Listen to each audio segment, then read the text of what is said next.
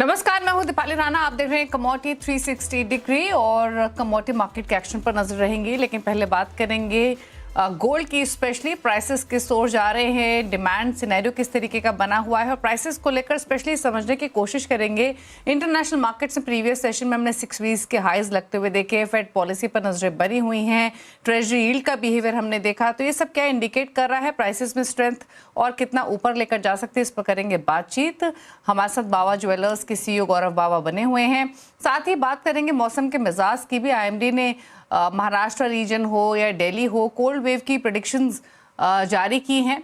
क्या एग्जैक्टली संभावनाएं बनती हुई नजर आ रही हैं और एग्री पर इसका क्या असर देखने को मिलेगा, इसको एनालाइज करेंगे। हमारे साथ हैं स्काईमेट के president metrology and climate change GP Sharma और ट्रेडिंग स्ट्रैटेजीज पर बातचीत करने के लिए एलकेपी सिक्योरिटीज के वीपी जतिन त्रिवेदी और एसएमसी ग्लोबल सिक्योरिटीज के वीपी वंदना भारती बनी हुई हैं। आप सभी का स्वागत है इस शो में। लेकिन सबसे पहले शुरुआत कर लेते हैं गोल्ड के साथ। और गौरव जी, पहले तो आपके इनिशियल कमेंट्स लेना चाहेंगे। आप फंडामेंटल्स को भी बखूबी समझते हैं और जिस तरीके से हमने इंटरनेशनल मार्केट्स में प्रीवियस सेशन में 6 वीक्स के हाईज लगते हुए देखे, यूएस ट्रेजरी यील्ड्स हमने बढ़ते हुए देखी। इसके अलावा अब यूएस इकोनॉमिक डेटा आना बाकी है, लेकिन फेड रिजर्व का जो पॉलिसी पाथ है उसको भी मार्केट क्लोजली वॉच करेगा। और अब जिस तरीके से दिसंबर कट की हो बड़ी है, फेड चेयर की रेस में जो नए कैंडिडेट आ रहे हैं वो भी रेट कट की तरफ ही उनका भी बिहेवियर इंक्लाइंड है। तो ये सारे फैक्टर्स हैं जो कि अभी इम्पैक्ट कर रहे हैं। कैसे देखते हैं आप इन तमाम फंडामेंटल फैक्टर्स को भी और प्राइसेस को? नमस्कार। सो फर्स्ट ऑफ ऑल मेरे को ऐसा लगता है कि प्राइसिंग अल्टीमेटली अगर हम लॉन्ग टर्म देखेंगे तो gold is on a bull trend और वो काफी टाइम से ही चल रहा है। एंड इनफैक्ट 23 अक्टूबर से जो जंप आया है that is totally phenomenal. I think पिछले इतने सालों के अंदर उन्होंने इतना अच्छा बुल रन देखा ही नहीं है। एंड लुकिंग फॉरवर्ड मतलब सिनेरियो देखिए क्या भी होंगे, फेड क्या डिसीजन लेगा, यूएस का पॉलिसी चेंजेस से क्या क्या फर्क पड़ेगा, it is not going to affect as much because जो इंडियन बायर है वो तो मतलब घर से बाहर निकले ज्वेलरी खरीदने के लिए and you cannot stop them now. And in fact अगर आप देखें तो इंडिया का जो फैमिली रिजर्व है, जो हाउस होल्ड रिजर्व है गोल्ड का, it is like the top most in the world. So उसको तो आप बीट ही नहीं कर सकते। और I think the Indian economy is also booming altogether, so it is very good. Gold तो अल्टीमेटली अब ही रहेगा। आई डोंट सी कि प्राइसेस में कोई बहुत बड़े डाउनफॉल आने वाला है। इनफैक्ट थोड़ा बहुत करेक्शन आता है, जैसे अगर अभी हम देखें दिवाली के बाद थोड़ा सा ऑलमोस्ट 10-15 दिन में करेक्शन आया था, वही saw around 10,000-12,000 dip in gold prices. वहां से अल्टीमेटली फिर इट हैज बाउंस्ड बैक। और अगर मेरे को ऐसा लगता है अगर इस प्राइस पे जो आज है we are sitting at around 24 carat का जो रेट है मार्केट में, दैट इज अराउंड 1,33,000 1,32,000। 1,32-1,33 के ऊपर अगर ये 135 के ऊपर निकल गया then I don't see it stopping. मतलब 150 से पहले तो मुझे नहीं लगता कि सांस लेगा दोबारा। ओके। इनफैक्ट गौरव जी, आपने इस पूरे कॉन्वर्सेशन में संक्षेप में 2 सबसे इंपॉर्टेंट बातें मेंशन कर दी। एक तो यही कि 1.5 लाख तक भी सोना जाते हुए देख रहे हैं आप, और दूसरा ये कि लोग निकल रहे हैं, खरीदारी कर रहे हैं। तो ये बहुत इंपॉर्टेंट है। डिमांड पर मैं आपसे राय लूंगी और आपके व्यूज भी लूंगी किस तरीके की बाइंग देखने को मिल रही है। लेकिन मैं प्राइसेस पर पहले क्विक कमेंट जतिन का भी ले लेती हूँ। जतिन, जैसे गौरव जी ने भी कहा, और इनफैक्ट बस एक थोड़ा एप्रीहेंशन ये होती है कि जब लगातार इतने प्राइसेस चलते हैं तो ये लगता है कि ऑलरेडी इतना चल चुका भाव, शायद अब थोड़ा ठहराव ना आ जाए, प्राइसेस यहाँ स्टेबल ना हो जाए या थोड़ा नीचे ना आ जाए। ये शायद एक एप्रीहेंशन इन्वेस्टर्स ट्रेडर्स के मन में जरूर होती है। आप कंसीडरिंग जो जिस रेट कट की हम बात कर रहे हैं, दिसंबर में रेट कट की पॉसिबिलिटी शार्पली बढ़ चुकी हैं। केविन हैसेट जो कि इमर्जिंग लीडिंग कैंडिडेट हैं फेड चेयर के लिए, माना जा रहा है कि वो क्लोजली अलाइंड हैं ट्रंप की इकोनॉमिक पॉलिसीज के लिए और इसीलिए रेट कट की तरफ उनका झुकाव भी रहेगा। कैसे देखते हैं आप इस सिनेरियो को versus with regards to gold prices? और इनफैक्ट आपसे वंदना से हमने पहले भी बातचीत की है, 1.5 लाख के टारगेट ज़्यादातर एक्सपर्ट्स मान के चल रहे हैं अगले साल। अगर आप इमीडिएट बेसिस पे या नियर टर्म की बात करें तो कैसे देखते हैं आप भाव को? दीपाली, देखिए गोल्ड ने जो है ना सभी के एक्सपेक्टेशन को आउट परफॉर्म किया है पिछले 5 सालों में। 2020 से लेकर अगर हम बात करें तो बहुत ही बेहतरीन आउट परफॉर्मेंस कंटिन्यूसली हमने देखा है सोने के अंदर। जो भी टारगेट्स हम दिवाली के आसपास, एक मेजोरिटी ऑफ द बड़ा टारगेट सभी लोगों का कम्युलेटिव आता है। और मेरे हिसाब से मैंने देखा है कि जो भी दिवाली के टारगेट्स हम निकालते हैं दिवाली तक के, वो तकरीबन मार्च के आसपास मीट ही हो जाते हैं।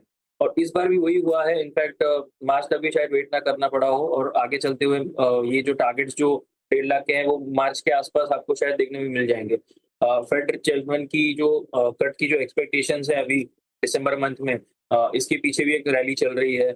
ग्लोबल अनिश्चितताएं जो अनसर्टेनिटी थी वो सर्टन में कन्वर्ट होने लगेगी, तो थोड़ा बहुत शायद से प्रॉफिट बुकिंग आ जाए। जैसे ट्रेड डील अगर इंडिया यूएस का अनाउंसमेंट हो जाता है तो रुपए के कारण जो थोड़ा सा यहाँ पे थोड़ा सा रुपए अप्रिशिएट होगा, तो उसके कारण से सोना हमारे घरेलू बाजार में थोड़ा सा डिप्रिशिएट हो सकता है। लेकिन जिस तरह से ग्लोबल तनाव जो सुधरे हैं, फिर भी सोने ने अपनी जो ये रैली बरकरार रखी है। रशिया यूक्रेन की बात कर लें या मिडिल ईस्ट की बात कर लें, ये सब तनाव कम होने के बाद भी सोना जो अपनी चाल कंटिन्यूड रख रहा है। तो ये एक बहुत ही ट्रेंड्स प्रॉपर एक सॉलिड ट्रेंड में हम अभी बुल रन में हैं, जो 2019 से लेकर चालू हुआ है और ये और एक्सटेंड होते हुए देखने मिल रहा है। यहाँ पर फंडामेंटल्स इनलाइन है, सेंट्रल बैंक्स की बाइंग भी इनलाइन है। ट्रेंड वाइज जो टेक्निकली जो सपोर्ट कर रहा है वो एक छोटी सी 5% भी फॉल आ जाती है तो तुरंत उसके अंदर जो है वो बाइंग इमर्ज हो रही है। ये एक प्रॉपर इसके अंदर ट्रेंड है गोल्ड के अंदर। तो बहुत ज्यादा रिट्रेस नहीं हो रहा है, मेरा कहने का मतलब है 4 to 5% का रिट्रेसमेंट जो है वो मार्केट एक्सपेक्ट करता है और तुरंत उसके अंदर बाइंग आ जाती है। लेवल वाइज अगर मैं देखूं तो इमीडिएट बेसिस पर मुझे लग रहा है कि 1,25,000 के आसपास जो है बेस सपोर्ट के तौर पे काम करेगा। जब भी फिर से 1,25,000 के आसपास आएगा तो वहां पर फिर से एक बाइंग ट्रिगर इमर्ज होगा, जो उसको फिर से 1,35,000 1,37,000 तक लेके जाएगा। सो थोड़ी बहुत डिप आ जाती है तो वो एक बाइंग अपॉर्चुनिटी के हिसाब से देखना है, उसको एक सेल ऑफ मोड नहीं देखना है। लेवल्स जो है वो बेस जो है वो ऊपरी तरफ बनते जा रहे हैं गोल्ड के अंदर, कॉमेक्स में भी और हमारे घरेलू बाजार में भी। सो 3,900 के आसपास कॉमेक्स में और 1,25,000 के आसपास घरेलू बाजार में, ये मैं बेस देख रहा हूँ फिलहाल। ओके अच्छा गौरव जी, अब बाइंग की बात करें तो ये सीजन भी बहुत इंपॉर्टेंट है वेडिंग पर्सपेक्टिव से। किस तरीके की डिमांड फिलहाल देखने को मिल रही है? कंज्यूमर बिहेवियर में कोई बदलाव देखे हैं कि इन हायर प्राइसेस पर? किस तरीके के ट्रेंड्स अभी एग्जिस्ट कर रहे हैं?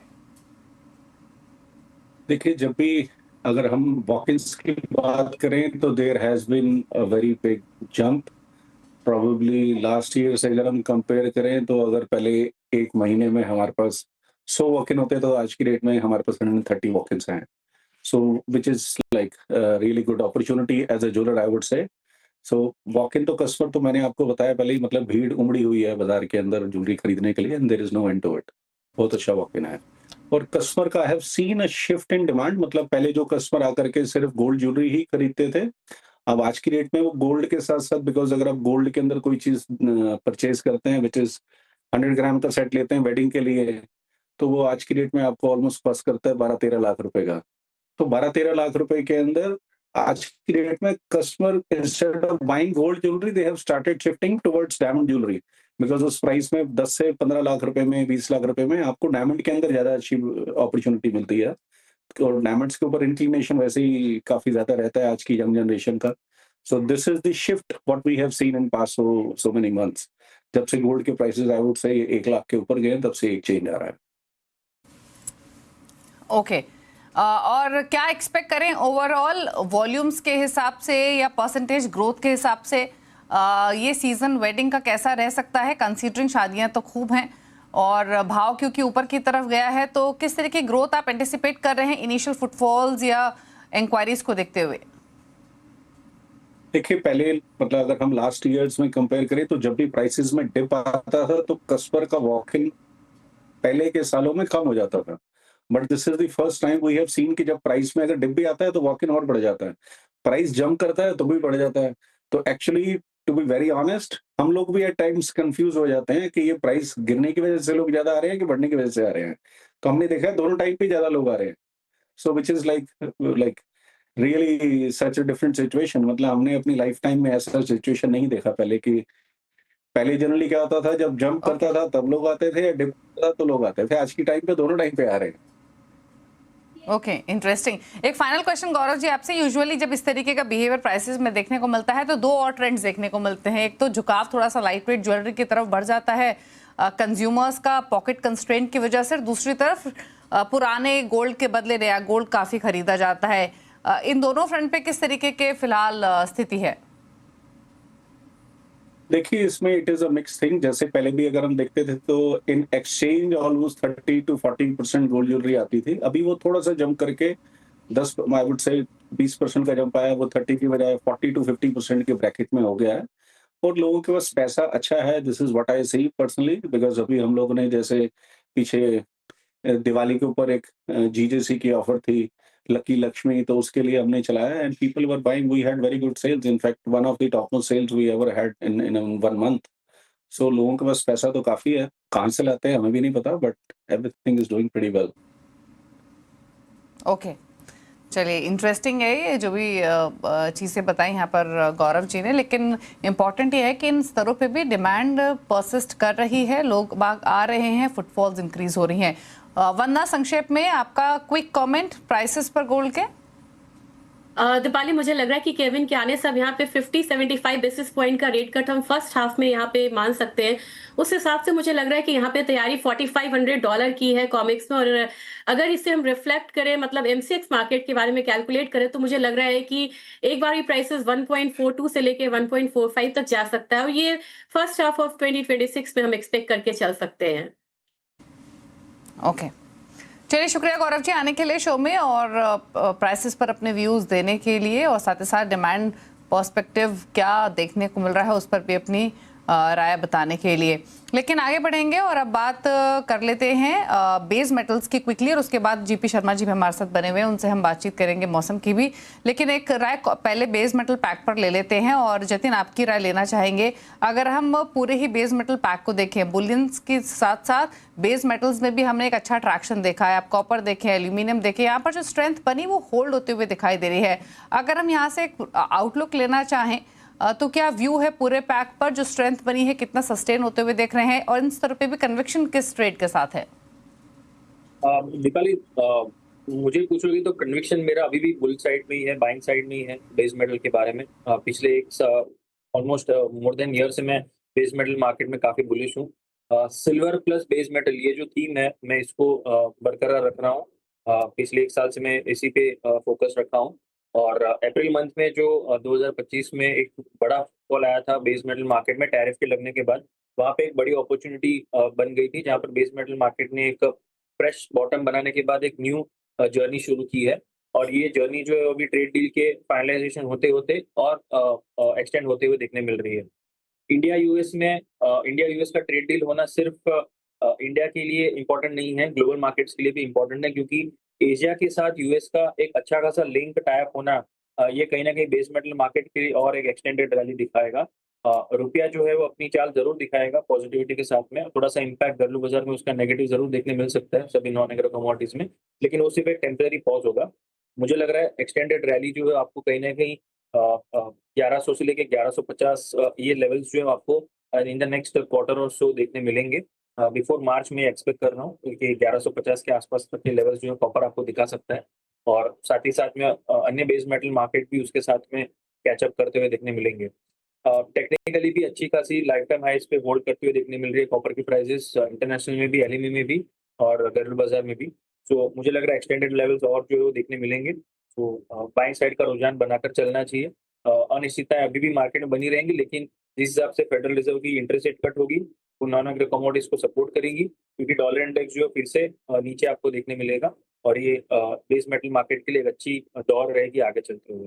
बात करते हैं कोल्ड वेव कंडीशंस किस तरीके से यहाँ पर इमर्ज होते हुए दिखाई दे रही हैं। जीपी शर्मा जी हमारे साथ बने हुए हैं। शर्मा जी नमस्कार, स्वागत है आपका। तो सबसे पहले तो स्थिति जानना चाहेंगे किस तरीके की हम एक्सपेक्ट करें आगे जाते हुए। हमने आईएमडी की तरफ से तो स्टेटमेंट्स आते हुए देखे हैं ही, जिसमें उन्होंने इंडिकेट किया है कि हार्शर विंटर्स यहाँ से आगे जाते हुए हो सकती हैं। Cold wave spell northern regions में, दिल्ली में, महाराष्ट्र में भी कई डिस्ट्रिक्ट्स की बात उन्होंने की है। सबसे पहले जानना चाहेंगे किस तरीके की एक्सपेक्टेशंस लेकर चले यहाँ पर कोल्ड वेव कंडीशंस को लेकर। नमस्कार दीपाली, देखिए कोल्ड वेव कंडीशन लानीना कंडीशंस के चलते जो कि अभी बननी शुरू हो गई है, दिसंबर में भी रहेगी, जनवरी फरवरी ये जो 3 महीने हैं लानीना कंडीशन रहेंगी, और उनके चलते जरूर सामान्य से कम तापमान विशेषकर उत्तर भारत में और मध्य भारत में देखने को मिलते हैं, और ऐसी स्थिति हम उसकी एक्सपेक्ट कर सकते हैं कि ऐसे ही तापमान रहेंगी। नवंबर का महीना भी तापमान कहें तो सामान्य से कम रहा, कुछ दिन तो इवन जैसे मध्य प्रदेश और महाराष्ट्र के कुछ क्षेत्र थे, हमें कोल्ड वेव कंडीशन वहां देखने को मिली, राजस्थान समेत कुछ क्षेत्रों में। लेकिन आने वाले समय में ऑब्वियसली तापमान और गिरेंगे, तापमान सामान्य से नीचे गिरेंगे, कोल्ड वेव कंडीशन जो है सामान्य से थोड़ी ज्यादा। मेरा अपना अंदाज है कि ऐसा नहीं है कि कोई बहुत ही भयंकर सा एक सर्दी पड़ने वाली है, ऐसा नहीं है। हाँ, जो सामान्य तापमान है उनसे कम एवरेज जो टेम्परेचर्स है जरूर देखने को मिलेंगे। बरसात थोड़ी लेट शुरू होने की संभावना रहेगी उत्तर भारत के लिए। नवंबर का महीना तो करीब करीब सूखा ही रहा है सभी पंजाब, हरियाणा, राजस्थान सभी क्षेत्रों में। हालांकि नवंबर में बारिश ज्यादा होती भी नहीं है, दिसंबर में ही शुरू होती है, वो भी 10-12 दिसंबर के बाद। तो बट अंदाज ये है कि इस बार भी बरसात पिछले साल की तरह, पिछले साल भी नवंबर सूखा ही रहा था, इस बार तो लगभग 43% तक की कमी रही, लाइक पिछले साल की तरह। और इस बार भी दिसंबर में भी हमें अगले 10 दिन तो कोई बरसात होने का चांस नहीं है उत्तर भारत में। और उसके बाद जैसे जैसे सेकेंड हाफ होगा दिसंबर का, उसमें शायद हमें वर्षा देखने को मिलेगी। कहने का मतलब ये है कि ये वर्षा है वो थोड़ा लेट स्टार्ट होगी, और जब भी ऐसा देखने में आता है जब लेट स्टार्ट होती है, और विशेषकर ला नीना की स्थिति में ऐसा ही मौसम देखने को मिलता है, और थोड़ा लेट तक जो है सर्दियों में थोड़ी लेट तक बरसात चलने की उम्मीद करेंगे जी। लेकिन जिस तरीके से राजस्थान, एमपी, हरियाणा या फिर महाराष्ट्र रीजन की बात की जा रही है, अगर हम जो भी टेम्परेचर्स यूजुअली रहते हैं उसके नीचे ड्रॉप होने की पॉसिबिलिटी, जैसे आपने भी कहा, दिखाई दे रही है। अगर हम क्रॉप पर्सपेक्टिव से देखें, क्योंकि अगर थोड़ी भी हार्शर विंटर्स होंगी तो फसलों को भी, सब्जियों को, फ्रूट्स पर, सब पर इम्पैक्ट आता है। क्या किस तरीके का लाइकली इम्पैक्ट आप देखते हैं ओवरऑल? देखिए, जहां तक एग्रीकल्चर का सवाल है, जो भी रबी की फसलें हैं उत्तर भारत में और मध्य भारत में उसकी बुआई लगभग हो चुकी है। कुछ समय हो गया उसका बुआई किए हुए। हाँ, क्योंकि जैसे मैंने कहा कि वर्षा तो हुई नहीं, और अगर तापमान सामान्य से कम रहते हैं कुछ दिनों के लिए रहे तो उसमें कोई ज्यादा उसका प्रभाव नहीं रहता है। लेकिन अगर लंबे समय के लिए चलते हैं, और जैसा कि मैंने कहा दिसंबर के महीने में भी हमें कोई वर्षा की उम्मीद नहीं है, तो लंबा स्पेल चलेगा। जो कोल्ड वेव कंडीशंस हैं उसके भी हमें कुछ दिन देखने को जरूर मिलेंगे दिसंबर में। और जब ये लंबा कोल्ड वेव स्पेल अगर चलता है तो उसमें नुकसान जरूर होता है दो तरह से। एक तो फ्रॉस्ट फॉर्मेशन की उम्मीद बढ़ जाती है, और एक आध दिन के लिए हो तो उसका कोई इतना असर फसलों पे नहीं होता, लेकिन जब भी लंबे समय के लिए होता है तो उसका दुष्प्रभाव पड़ना शुरू हो जाता है फसलों पे।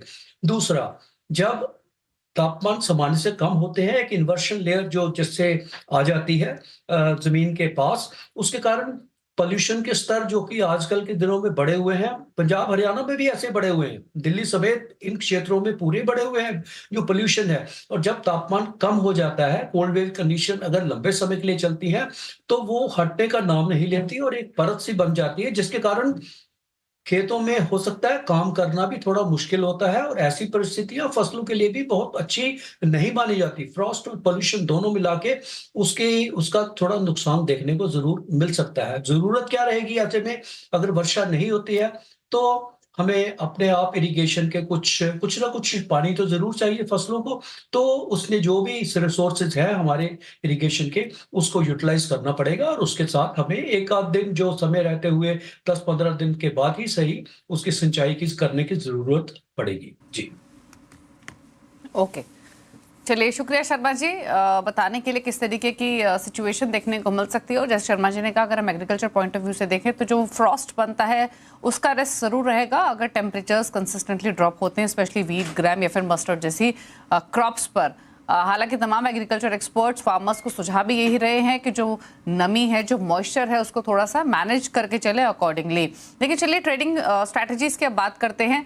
वंदना, एग्री बाजार की तरफ अगर हम रुक करें तो स्पाइसेस के पैक में हमने स्पेशली कॉमन्स में, कोरिएंडर में एक अच्छा ट्रैक्शन आते हुए देखा है। कॉटन सीड ऑयल केक में वापस से थोड़ा सा बाइंग इंटरेस्ट बनते हुए दिखाई दिया है। अगर कोई ट्रेडिंग स्ट्रैटेजीज की बात करें तो रिकमेंडेशंस हैं कुछ इस पूरे ही स्पेस से?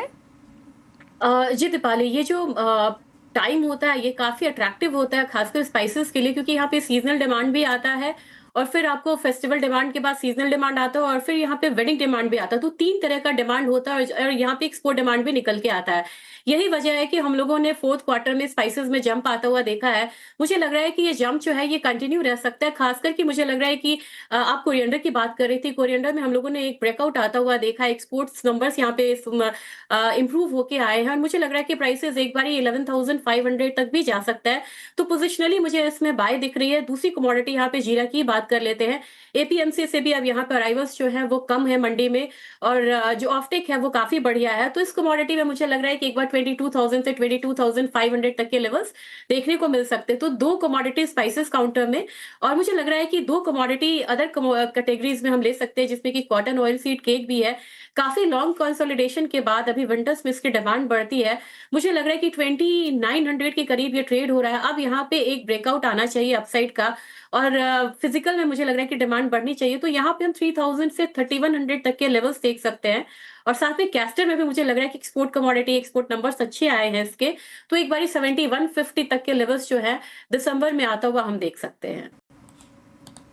ओके, चलिए, तो ये रही आपके लिए ट्रेडिंग स्ट्रैटेजीज वंदना की तरफ से एग्री पैक से। शो को समेटने का वक्त है। शुक्रिया जतिन और वंदना, आप दोनों का यहाँ आने के लिए शो में और स्ट्रैटेजीज अपनी शेयर करने के लिए। इसी के साथ कमोडिटी 360 डिग्री में इतना ही। ब्रेक के उस पार भी खबरें जारी है CNBC आवाज़ पर। नमस्कार।